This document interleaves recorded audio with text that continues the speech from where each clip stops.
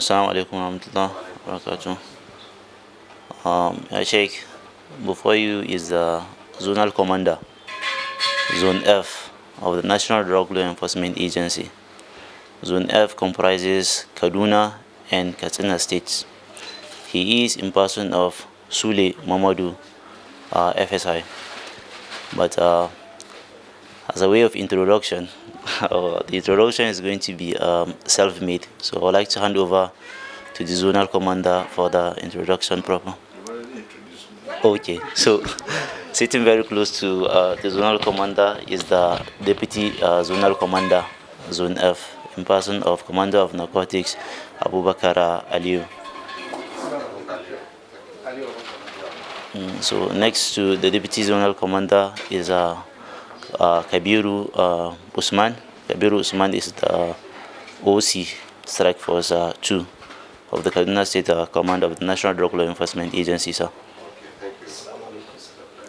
So next, Sheikh is the PRO of the Zonal Command in person of Abdullahi Muhammadu. So sitting very close to the PRO is the protocol officer in person of Jennifer Joseph.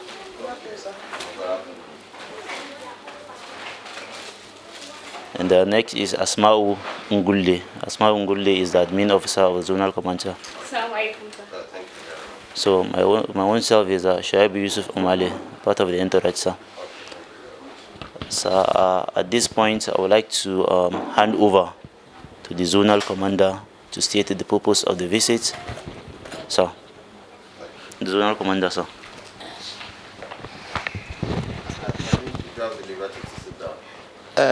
Okay, I'd like to stand. Thank you very much, the Sheikh, members of his team. This afternoon, we are here on two purposes. The first is more of a courtesy visit. Then the second aspect of it is an advocacy visit. The courtesy visit has to do with the fact that there's a need for us to let you know that we have a zonal command here in Kaduna that covers Kaduna and Katsina. It's a new creation. The agency decided to create zones across the country to supervise the states. And Kaduna, incidentally, is the headquarters of Kaduna and Katsina zone. And I was appointed as zonal commander, and I resumed duty last February 14th. On the advocacy visit, we are here on the, if you recall, the President and Commander-in-Chief of the Armed Forces, Muhammadu Buhari, launched war against drug abuse some time ago. That is what brought us here on the advocacy visit. We recognize your status in the society, your importance in the society, and as an Islamic leader. And we believe that we need to come and see you to request for your support, to seek your assistance, for the message to translate, to go down to the other segment of the society, most especially our youths that are known to be abusing drugs. We are saying this because drug, by nature, it has caused a lot of damage. If you talk of the security aspect of the country, most of the crimes that are committed are engineered by drugs. The health-wise of the citizens, it affects every segment of our body. You also look at the family. The family that has somebody who is abusing drug is a disaster. Somebody who abuses drug will do a lot of things, especially if it's an addict, to be able to get money to take his drugs. Yes, it's a drug habit. I remember when I was in Katsina as a state commander, the governor complained to me then that the bandits, there's this drug they take, that once they take it, nobody can stop them. They must act. And we actually discovered that there was a drug they were taking. It's an injection. Once you take it, it's, yes, once you take it, it's, you must do something. So we believe that with your standing in society, we need to come to you to assist us for this message to go around. Most importantly, we're in the month of Ramadan, the holy month, and a lot of our youths, they go to the mosques to listen to preachers, and they do this fasting. Where it is the belief that this is the best time to talk to them, because they see this time as the opportunity to move close to the Almighty Allah. So that is why we are here, to seek for that your support, to take this message. We are available if we have the opportunity to come and talk to the congregation.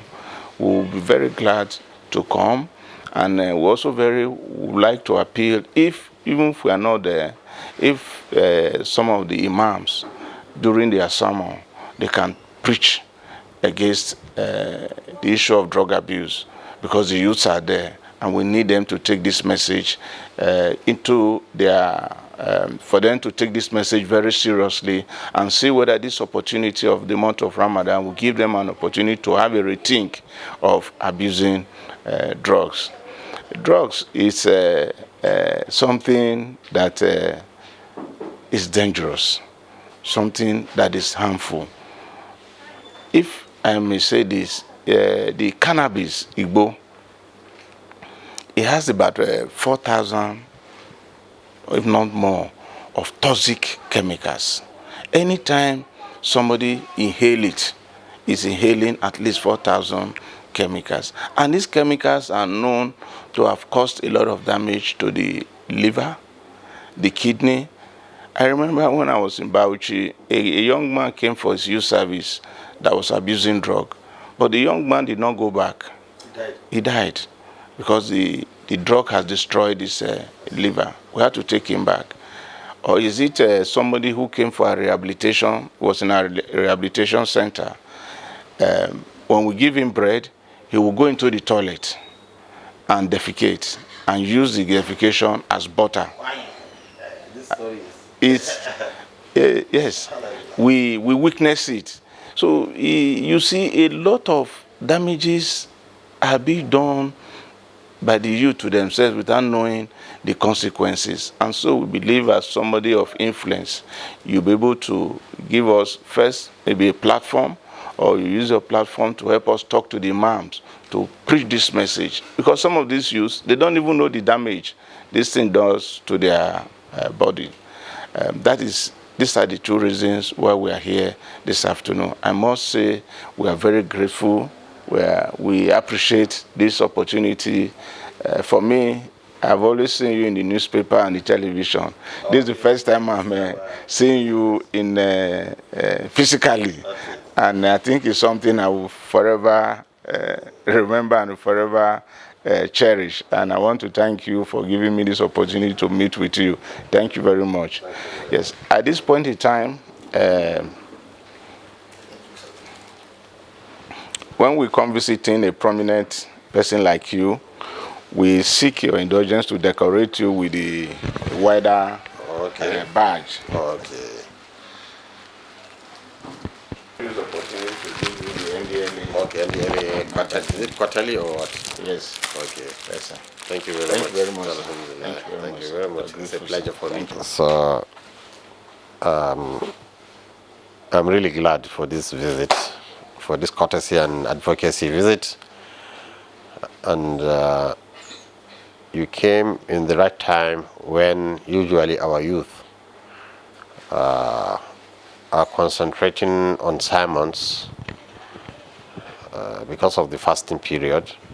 So this is the time to really emphasize on the need to fight drug abuse, like every little addiction.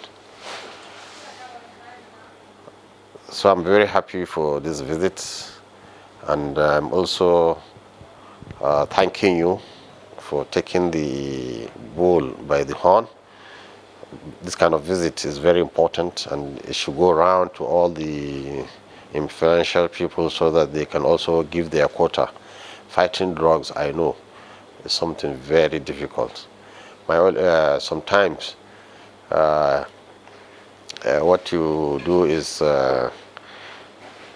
advice I will give you is that the people you are working with also, you have to keep an eye on them, because money is involved. Somebody is not an addict, but because of money he can compromise. So when fighting drugs, sometimes your men, you have to make sure their integrity is maintained. And if you see anybody collaborating with, then you should quickly fish him out. Secondly, medical personnel. A nurse came to me addicted to pentacin. In fact, he has destroyed all his arms. He's a nurse. So medical personnel too, in hospitals, clinics, and these small chemists. Honestly, your men should put an eye on them, because if you don't block the source, the society will continue to suffer. And when you are fighting drugs, nobody should be above the law. You'll be so surprised. Very high up people also involved in it. Women at home involved in it. Children. So it's something that affects everybody in the society. And if we don't put our hands together to see that we fight it, it's going to destroy society. As you have told us, this case of students, somebody doing NYC who's supposed to be educated but is involved in drugs. And I would say our door is open. Anywhere, wherever you think we can come in to assist, we are ready. We are your soldiers now. You are our general. We'll do it for you. When you mention banditry, we are in the bush. We saw bandits. In fact, one of the bandits, as we are discussing with him, he has to excuse us. So I learned, I saw him was sweating. Maybe the drug is getting low. So I learned that he took an excuse, 5 minutes, came back. I learned that he went to have a shot. So you see, even this banditry, you see, one of the things that's fueling it is to get more money for drugs, more money for weapons, more money. So it's a vicious cycle until when we break it. And luckily, when we spoke to him about this drug habit, we understand he has stopped. So you see, you don't belittle the role of Simon and preaching. Yes, it does wonders. It helps. We're in another camp. We talked to them about drugs. By the time we are going out, we had news that he has banned among his men the use of drugs. So I think we have a lot of work to do, and no part of the society should be left. The immigration, they control the borders. You should know how to cooperate with them. What I realized, even those importing illegally weapons and drugs, what they do is they use camels. Because your men maybe will be on the highway, but they use camel to cross the Sahara to these people. So I don't know why immigration, your NDLEA and men like that should not be also be, especially in this Katsina area. I don't know why you people should not have squads on camels. On camels. In fact, it's better than the road, because that's where they,